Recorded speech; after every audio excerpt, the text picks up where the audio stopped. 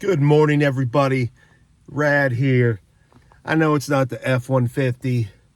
Kind of uncomfortable here in this little Chevy Malibu rental car. My daughter got rear-ended in her little car, and we rented a car, and of course she cannot drive it. Sorry, I'm holding this phone. She's not allowed to drive the rental, so we drove it. So we left our car at the house. We were in Louisville, Kentucky for an AAU tournament, and something we do quite a bit of. That's basketball for the layman. But so I am sitting out here in Louisville, Kentucky. I want you to see what kind of neighborhood. I mean, one-way streets, shotgun style houses, 10 feet apart. I got a yard sale right behind me. It doesn't open till 8. It's 7:10 in the morning.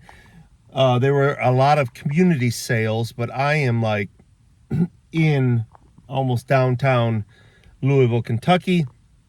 So I can't really go to these community yard sales because we got to leave here at 8:20 to get to the gym for a 9:30 game. I'm going to try to get a find here, maybe some footage. So I thought I'd sit here while I'm waiting and film.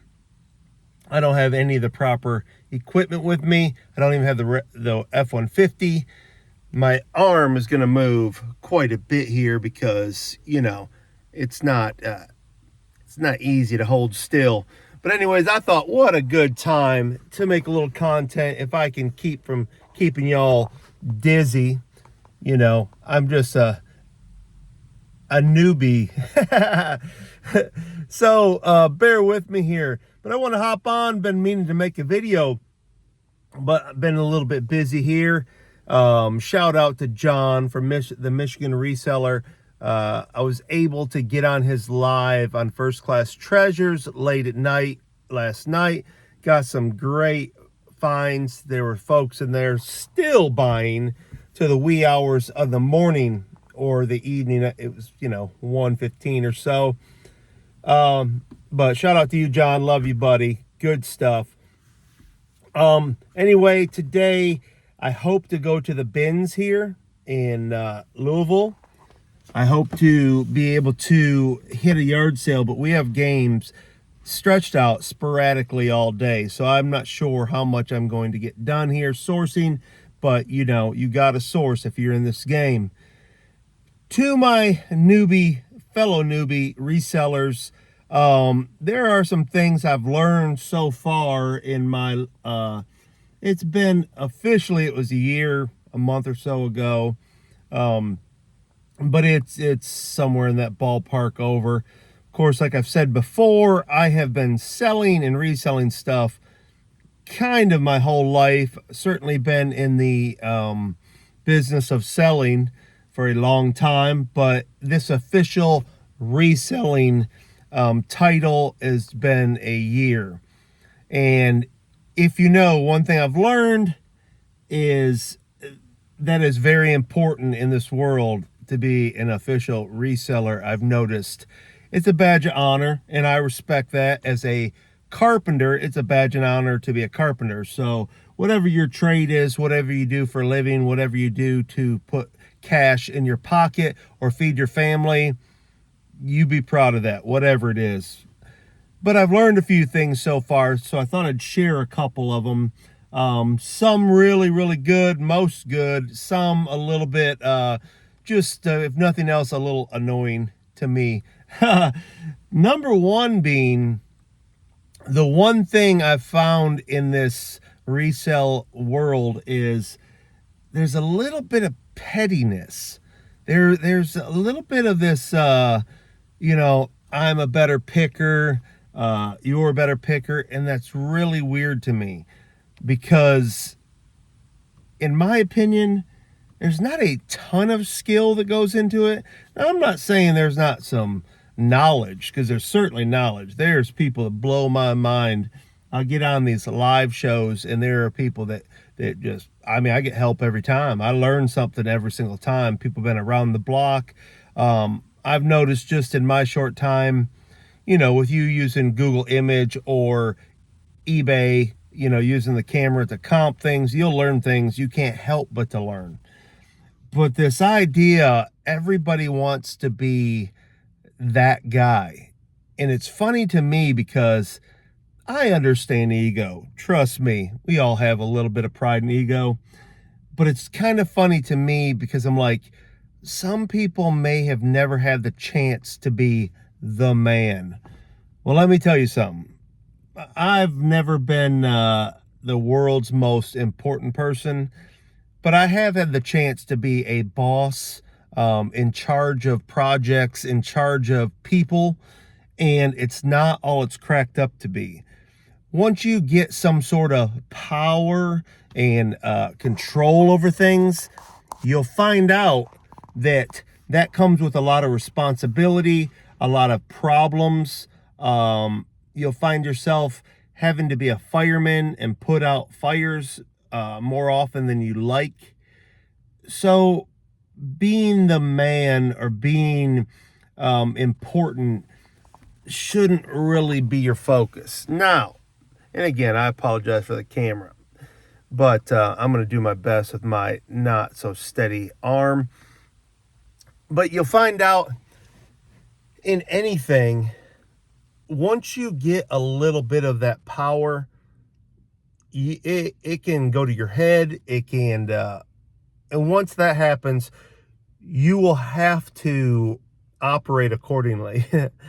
Now, in this reselling business, you're not going to run into the same problems you would, being a manager for a corporation or just a boss, an entrepreneur yourself, having to deal with,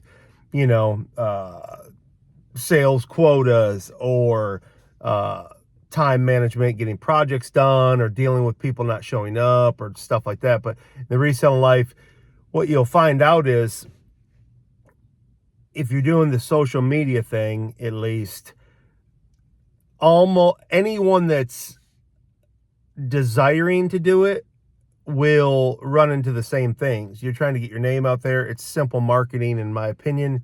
You got to market yourself. You got to have good content. And so far, I'll be the first one to tell you, I don't make the best content. My videos are just snap this button, rant, rave, spit, and hopefully not cuss. But this is what you get. What you see is what you get. But I've noticed in this reselling game that everyone wants a position, a place, someone to tell them, maybe just a little affirmation. And we're all guilty of that. I am myself. Everybody wants to be respected. And I guess that brings me to my other point, is respect. I've operated in my life since a kid, maybe it was the neighborhood I grew up in, with respect. We joke around. I got a smart mouth. So I'm open to about anything. Like I love joking around. You can rag me. I'm self-deprecating, but respect, now that's a different story. When people get disrespectful, it's not a good burn. It's how they treat you. You can tell. My whole life, I guess, being in business, I've been able to read people as a salesman. That's your job, to recognize buying signals, and just in life in general, living in the city, living in the country, being around a lot of people, being socially active, you learn to read people, at least hopefully you do eventually. But respect, like you always come into a room and treat people the way you want to be treated. Now, the flip side of that is, if people are disrespectful, you should be mature enough to continue on with respect. I struggle a little with that. As soon as I'm feeling disrespected, I want to match that energy. So in this resale life, I noticed, like, everybody wants to be the one that knows it all, but in respect to picking or being a better picker, I'm sorry, there are certain things you can do to be a better picker. Get up early, get to yard sales early. But for you to be superior to somebody or want to feel like you're superior is a little laughable.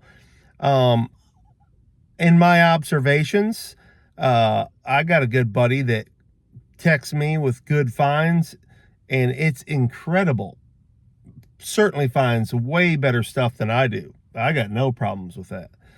But I will say, and this isn't a personal thing, but this is a good example. If you run into those things, you have the opportunity to purchase them.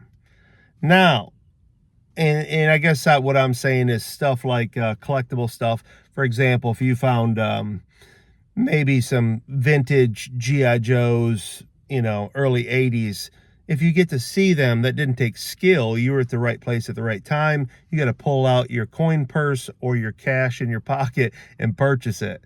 That doesn't take severe genius. I'm sorry if that disappoints some of you, but what does take some skill, but it's more experience, is to find some of this glass that I don't know a ton about. That's what I'll tell you right off the bat. Uranium glass and stuff like that. I mean, I know Indiana glasses and stuff, but this Murano glass, that would just take experience, knowing what you're looking for. So you could say that's a skill. That's a skill that's developed through experience. And having the wherewithal to try to want to research something and find out about something, that's a skill. That's like studying for a test.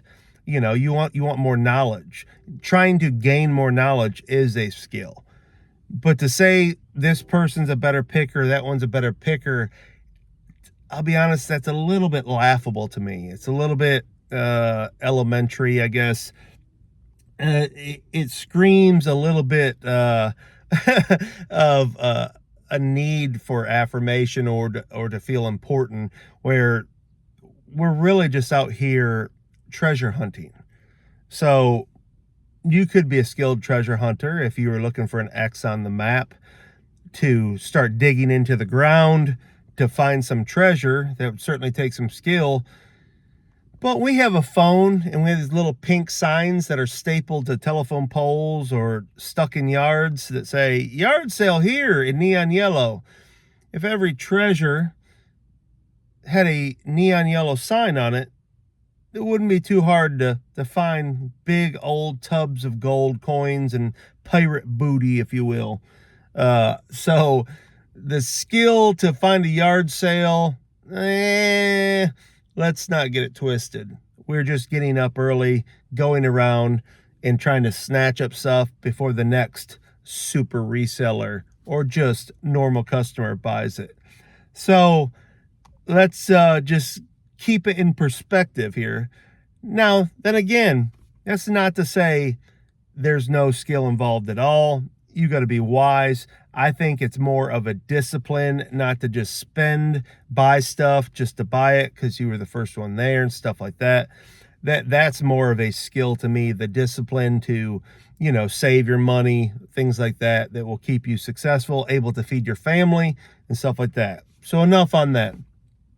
The other thing, which is all positive stuff to me, is just what I just got done saying, the discipline to not create a gigantic death pile. Space is a monster issue. Unless you live out in the country somewhere, or you got a gigantic house in the city with a 3-car garage, space is going to become an issue. There are very few people that are super efficient with their sell-through rate to get stuff gone and to not have a massive death pile. I currently have a massive death pile, but I've been trying to list just every chance I get to do listing lately. And I still haven't got a lot done. I do a lot of live shows. So I'm spending all my time shipping and I won't say prepping because I don't prep very well. I hop on and I look around for stuff that would fit appropriately with that show. With that being said, be careful with your space and just buying. Try to make sure you're buying those high sell-through rate items so you can keep your death pile low and move this stuff, because after all, it's about moving it. The other thing is, I have found this year this live selling is a game changer for cash flow, if nothing else. You can hop on live. I happen to be on the District app. I am on Dibdit and all the, I believe it's 8 affiliates or 9 affiliates.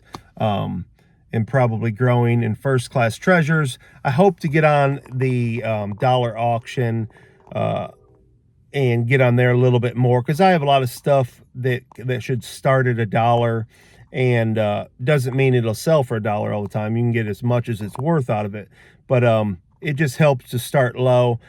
It is funny, I get a lot of advice in this live selling. There's a lot of inside messaging and stuff like that. It's kind of funny. It really is like a rumor mill. That is one thing about it. Like I said, it's a little petty. Everyone wants a position, a place, some recognition, and that's understandable. We're all like that as humans. But with the live selling, you are going to, as you move along and you get stuff going, you are going to have to continue to source and get things that will keep that alive and well. It's not easy, but you'll get advice from people. And I get advice because we're all apt to complain. I try to be positive. That's one of my taglines, stay positive. And that's what I'm trying to do. But sometimes it is really difficult because you're dealing with different personalities. You'll deal with jealousies, believe it or not. It's incredible. Over what? I don't know. It's literally, we're just selling used items. So I don't know, but people get jealous and say stuff, and then they'll try to give you advice. Which if you're wise, and I'm 48, about to be 49, I've learned in this life, listen to advice, be wise and mature enough. You never know what you'll learn from somebody if you just shut up and listen. However, it is funny being an entrepreneur for the majority of my life. I've worked for other people, certainly, but the good portion of my adult life, I've been, my own boss, which comes with a lot of responsibility. Like I said, being the man isn't all it's cracked up to be. Once you are loaded down with responsibilities, worries, and stress. So be careful of that. But the advice will go like, hey, why don't you try, I do this and that. And it's so funny because once you get your own style, I don't know about everybody else, but I am this guy just pulled up beside me. I thought I was going to have to get out and whoop it. I'm just kidding. Did freak me out for a second. I thought, all right, son, let's turn this head around backward and see what you got. But no, not really. I'm a lover, not a fighter. I only got one good one left in me, and hopefully I never have to use it. If you know, Hope Lake, baby. But anyway, you get advice, and I'm stubborn. I'm like, okay, thank you for the advice. I really don't need that. Like, for instance, I start my stuff on live shows. I guess what I'm getting at, let me preface this, because I jumped to something without considering that you don't know what I'm talking about. When you live sell, if you have an item worth $50 on eBay, you're not getting $50, more than likely. It's very rare. You certainly can, but you got to understand you are wholesaling for the most part. So you're going to get 25% a lot of the times, well, a ton of the time. So you got to be willing to just take your profit and go. If you can double your money, triple your money, 4x your money or more, you're doing good. If you expect to get top dollar, you're in the wrong game, live selling. But it's about what you start your item at. Like, I give away stuff, and it's part of the game that this big disappointment of it not going for what you hope for. And it's all good, but it is disappointing sometimes when you've got a $50 item, it goes for $2. And I've got the advice of, you should start it higher. Well, I'm not saying you shouldn't, but for me, it's kind of funny because my business model is to start it where everybody in the room would have a chance to buy it. If it goes for $2, it may hurt my feelings, but it goes. But the stuff moves. And that's part of it too. The discipline to understand, okay, I may have paid $2 for that. Now it's gone for $2. Or I've got a $30 item. It goes for $6. And I could have started it at 10 and it not sell and carry it to the next show. That's a business model too, just not mine. because I want everyone in the room to feel like they have a chance to get this item for $2, and they do. And a lot of times somebody will get it for $2. So that is my plan, and I purposefully do that to continue to get people to come back to my shows. So now you know, the secret's out, the cat's out of the bag, however you want to say it, but I'm not afraid of that. And it's funny how many people will try to, well, this is what I do, and more power to them. I'm not even mad at it, but I kind of laugh to myself. I'm like, that's where I may be a little too cocky, because I'm like, I've been in business long enough to understand a little bit of marketing, and it's not all this huge secret sales game, but there is a little bit of salesmanship to that. That's where the resell skill comes in. It is just simply being able to recognize what works. And in this live selling, I will tell you, this is a feel out game. I still don't have it locked down. I promise you that. I'm not even pretending that. But I do have an understanding, because I've done enough live shows now, I think, to understand the extreme volatility of the market and how things can go. Something that sells one day for X amount will not sell for that necessarily the next show. So being prepared to bring something new, exciting. And it's funny, the other day, I've noticed on, at least the platforms I'm on, that the honeymoon stage is over. The sympathy bidding, the helping somebody out is kind of over. I mean, certainly I still do it now and again. We'll buy something I don't necessarily want to kind of just help whoever's selling. Maybe it'll boost them, and it's not like I can't get my money back out of it for the most part. But I see people struggle with that. They think, their first show, they did really well, and that's how it goes. That's not necessarily true. You got to be able to bring stuff that people will buy. In my own shows, my co-host, Hard Rock Resales, so this guy, you talk about finding good stuff. I don't know if it's just, the last couple months, but he's finding a lot better stuff than me. And it's funny, I have people say, again, in the petty world of resales, messaging and saying stuff about being jealous or ego, and it's so laughable. I'm like, that's one thing I'm not, is ever jealous of. Well, I take that back. I'm always jealous of somebody that's making money. I mean, I want to make money too, but to wish that, again, you were the man and trying to be a step ahead of somebody, or, I'm sorry, that's just ridiculous to me. I want to see people succeed. I will help them succeed if I can do anything, and I'm certainly happy for them. I'm not envious in regards to holding feelings like that. That's easy for me, I guess. I guess I'm blessed in that regard. Certainly envious of finding good stuff. That's true too. In the short term, being like, oh man, I wish that was mine. That type of feeling. But it's crazy to be jealous or envious. But I do see a lot of that. It is wild. I don't know if what people deal with in their personal lives, if, it's just something, maybe, I don't know. I won't get too much into that, but there is a lot of that around. It's kind of goofy. But anyway, back to Hard Rock, giving him credit here. I mean, cool stuff, these toys that I'd never heard of, and certainly toys I have heard of. I mean, awesome stuff. So he's bringing stuff, and I see it sell, this bid, and it's what you dream of, stuff going up 40, 50, 60 bucks, and, more than 10 times in your money or whatever he's got into it. That stuff will sell. That's the truth. That's the reality of live selling. If you have items people want in high demand, it will sell.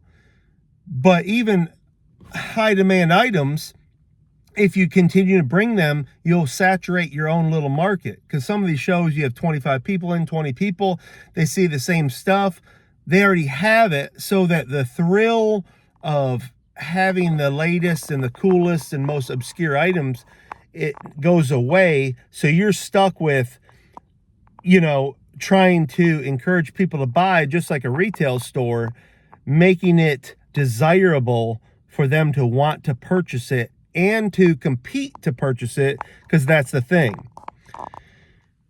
The third thing and final thing, because I'm about to get out of this car and go see what this woman has a little early.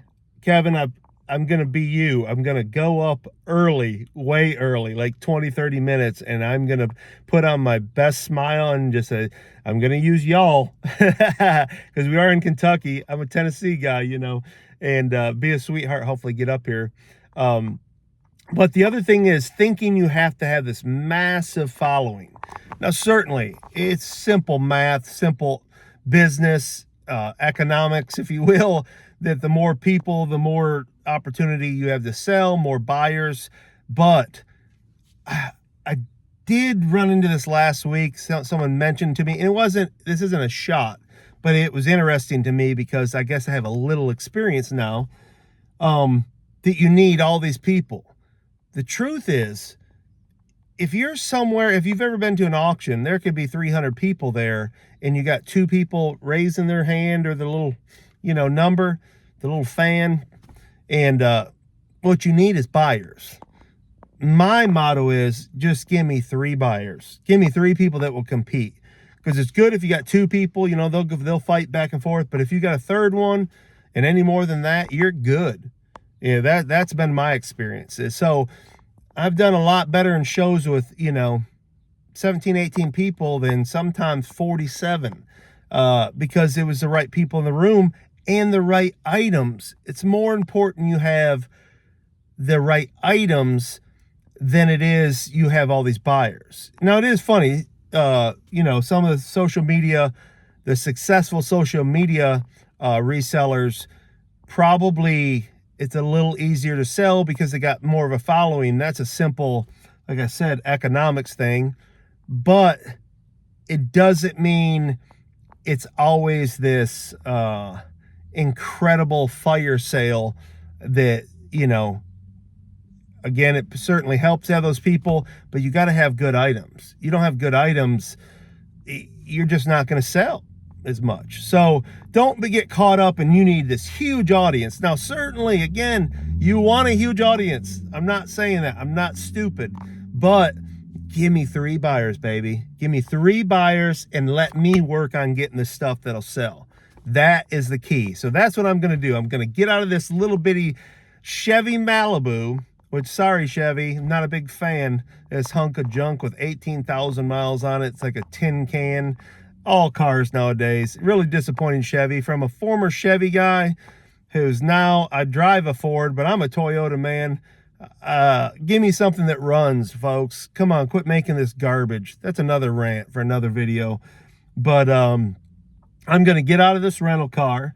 I'm going to walk up here and I'm going to try to find some items that you want, that somebody wants, that's in high demand, that will sell fast, whether it's static listing on eBay or live selling. And I love the live selling. I personally love it. After you get over the initial fear of talking to yourself on camera, man, it's fun. It's fun to have people in there. Shout out to all you that come in these shows.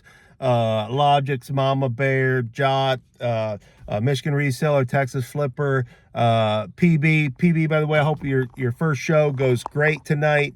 Shout out Kevin, Dave, Carrie, Jake, Lady Arbitrage, Rad Picking and Punching. Shout out to my buddy, Death Pile Mike. I love that guy, man. We are so much alike. Shout out to Alex, the Beard King Picker. I love that guy too, man. We are newly friends, and I really enjoy that guy. Shout out to all the podcasters, my local Nashville folks. Shout out to the Rural Squirrel, Kristen. Check these people out. I hope to be on the Reseller Locker Room podcast, I believe the 27th of this month, unless I ruin it. But check me out there. Please like, share, and subscribe this videos. It helps me out. I am trying to get monetized. I'm a long way from it. I'm at about 80 subs right now. And once I get to 100, I'm going to do a giveaway, and I will incrementally do some giveaways here. So please like and subscribe. I am begging you. Namaste. But thank you for always watching these videos. Shout out to all you. If I didn't shout you out, I'm sorry. I'm brain dead half the time. But love y'all, mean it. Stay picking, stay positive, stay up no matter what. Forget the pettiness. It doesn't matter. Let stuff go. I'm trying to do that. But you know, there's always somebody who's going to irk you or whatever. I'm sure I irk people too. It is what it is. But man, have a short memory and have a high motivation. Stay positive, stay picking, stay rad. Let's go to the next video.